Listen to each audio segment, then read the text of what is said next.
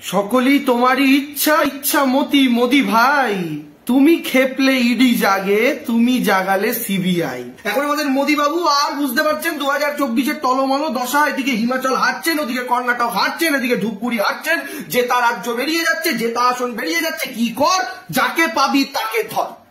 ছোটবেলা আমরা খেলা খেলতাম না, চোখ বেঁধে কানামাচি বো বো, যাকে পাবি তাকে চোখ। এখন এই খেলা চলছে, যাকে পাবি তাকে চো, বিরোধী মাত্রই চো। আর বিশেষ করে যদি বাংলা হয়, আর বাংলায় যদি তৃণমূল হয়, মমতা ব্যানার্জি দাঁড়া, আগে মমতা ব্যানার্জির যারা হাত পা আছে তাদেরকেই ধর।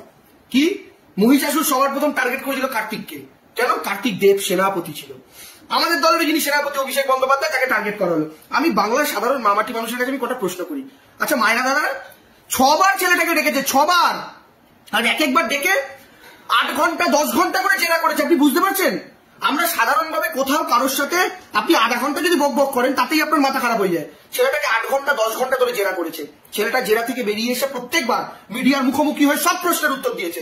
সেখানেও তাকে উত্তপ্ত করার জন্য কয়েকটা মোদির কুত্তা মিডিয়া উপস্থিত ছিল, কয়েকটা কুত্তা, স্পেসিফিক্যাল কুত্তা। আমি সমস্ত মিডিয়া হাউসের কথা বলছি না, আমি একটা বা দুটো হাউসের কথা বলছি যারা দিল্লি থেকে এসেছিল। সেরকম একটা কুত্তা উপস্থিত ছিল যাদের কাজ ছিল একটু ভৌ ভৌ করে একটু ডিস্টার্ব করো, খেপে 2-4টে কথা বলে দেবে। কিন্তু অভিষেকটা তো কুল মাইন্ডেড, ওরকম করে তার মুখ থেকে বার করানো যাবে না। 6 বার ডেকে তাকে জিজ্ঞাসাবাদ করা হলো। তারপরেও যখন কদিন আগে অভিষেক বন্দ্যোপাধ্যায় রক্ষা কবচ মামলায় বিচারক জিজ্ঞাসা করলেন ইডির অফিসারদের, ইডির অফিসাররা বললে এখন অব্দি সেরকম কিছু আমাদের হাতে নেই প্রমাণ করার মতো। তাহলে 6 বার ডেকেও একটা কিছু পাননি বলার মতো, তারপরে আবার কেন ডাকা? আর দাদারা মায়েরা ডাকা হচ্ছে কবে? এর আগে যখন নবজোয়ার যাত্রা শুরু হলো, আপনারা জানেন অভিষেক বন্দ্যোপাধ্যায় দিনের পর দিন নিজের বাড়ির বাইরে 60 দিন টানা কাটিয়েছেন। না ঠিক করে ঘুম, না হয়তো ঠিকঠাক টাইমে খাওয়া দাওয়া, প্রোগ্রামের পরে প্রোগ্রাম করে গিয়েছেন। লাখ লাখ মানুষ আমার আপনার সাথে মিশে গিয়েছিলেন, সভা করছেন দিনে 3-4টে করে, কিলোমিটারের পর কিলোমিটার। আমরা তো একাই হাওড়ায় আরামবাগ দুটো জায়গাতে গিয়ে আমাদের হালকা হয়ে গেছিল, এত রৌদ্র। সেই রৌদ্রের মধ্যে, সেই গরমের মধ্যে, তীব্র দাবদাহে গাড়ির ওপর উঠে দাঁড়িয়ে সাধারণ মানুষের সামনে কথা বলেছেন, ইয়ে করেছেন। এরকম একটা পরিস্থিতি। কি উদ্দেশ্য ছিল? পঞ্চায়েতে যেন সাধারণ মানুষের পঞ্চায়েত গঠিত হয়, সাধারণ মানুষকে ওখানে বাক্সে গিয়ে ভোট দিয়ে আসবেন, আমাদের সভাস্থলগুলোতে তাদেরকে পঞ্চায়েতে টিকিট দেওয়া হবে।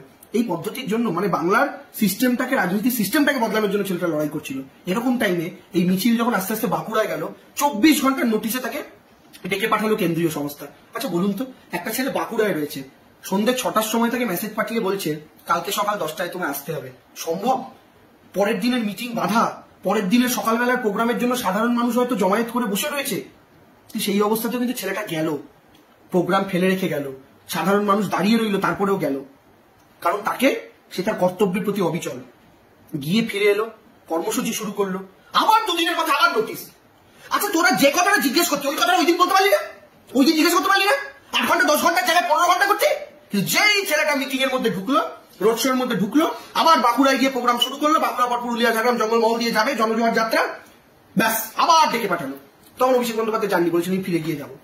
তারপরেও এখন অব্দি আমি আপনাদের বলি দাদারা মায়েরা, 6 বার ডেকে পাঠিয়েছে, তার মধ্যে শেষ 4 বার, 2 বার নবজোয়ার যাত্রা চলাকালীন। এর আগের বার ডেকে পাঠালো হচ্ছে দিল্লিতে যে ইন্ডিয়া জোট তৈরি হয়েছে বিরোধীদের, তার প্রথম সমন্বয় কমিটির মিটিং 13 তারিখ, এটা সবাই জানতো, একটা ইম্পর্টেন্ট মিটিং ছিল। আর ওখানে তৃণমূল কংগ্রেসের প্রতিনিধি অভিষেক বন্দ্যোপাধ্যায়। ওই দিনই ছেলেটাকে ডেকে পাঠালো। 12 তারিখ ডাকতে পারতো না? 14 তারিখ ডাকতে পারতো না? কেন ওই দিন ডাকলো? কারণ তার ঠিক 2 দিন আগে ধূপগুড়িতে বিজেপি হেরেছে, বিজেপির জেতা আসন মমতা বন্দ্যোপাধ্যায় ছিনিয়ে নিয়েছেন, আর সেখানে সেনাপতির রোল প্লে করেছিল এই ছেলেটা, গিয়ে মাঠ কামড়ে লড়াই করেছিল। তাই ওই রাগ থেকে ছেলেটাকে আবার ডাকলো, আবার 8 ঘন্টা 10 ঘন্টা ধরে ছেলেটাকে প্রায় কি বলবো অত্যাচার করা হলো। কিন্তু সে তো আমাদের বয়সে, আমাদের প্রজন্মের, আর মমতা বন্দ্যোপাধ্যায়ের কে ছোটবেলা থেকে রাজনৈতিকভাবে দেখে বড় হওয়া একজন, ফলে সে তো হার মানার পাত্র নয়। বেরিয়ে এসে 10-12 ঘন্টার পরেও বেরিয়ে এসে মিডিয়ার সমস্ত চোখাচোখা প্রশ্নের উত্তর দিল। আর সেই মিডিয়ার মধ্যে 2-4টে দিল্লির কুত্তাও ছিল, আমি আবারও বলছি, উত্তর দিল। তারপরে আমাদের কি কর্মসূচি? আপনার আমার 100 দিনের কাজের টাকা যেটা মেরে বসে আছে মোদি ভাই, মেরে দিয়েছে। অনেকে বলবেন হিসাব দেয় না বলে, না দাদা আসল তথ্যটা জেনে রাখুন। বলছে বাংলায় ভুয়ো জব কার্ড আছে, তাই 100 দিন দেবো না। ভুয়ো জব কার্ড মানে কি? এমন কিছু জব কার্ড যে জব কার্ডের কোনো মানুষ নয়, ওগুলো ভুয়ো জব কার্ড, ওগুলোর নামে তৃণমূলের নেতারা নাকি টাকা তোলে। আচ্ছা আমি যদি এটা মেনেও নি, কেন্দ্রীয় সরকার এটা বলছে তো, এই কেন্দ্রীয় সরকারই একদিন তালিকা বের করেছিল জানেন, যে ভুয়ো জব কার্ডের তালিকায় কোন রাজ্য 1 নম্বর, কোন রাজ্য 2 নম্বর, কেন্দ্রীয় সরকারের তালিকা। আমি তো ওই 3 ইডিয়ট সিনেমার মতো, যে র্যাঞ্চো লাস্ট হবে ভেবে যেমন লাস্ট দিয়ে দেখা শুরু করেছিলাম, প্রথম দিয়ে দেখা শুরু করেছিলাম, যে এরা বাংলার টাকা যখন আটকে রেখেছে নিশ্চয়ই বাংলায় সবচেয়ে বেশি ভুয়ো জব কার্ড। এই তালিকাটা আমি ওপর থেকে দেখা শুরু করলাম, দেখে তো আমার মাথায় হাত দাদারা মায়েরা। আমি দেখলাম 1 নম্বরে যোগী বাবার উত্তরপ্রদেশ, মানে সবচাইতে বেশি ভুয়ো জব কার্ড যে স্টেটে সেটা হচ্ছে উত্তরপ্রদেশ।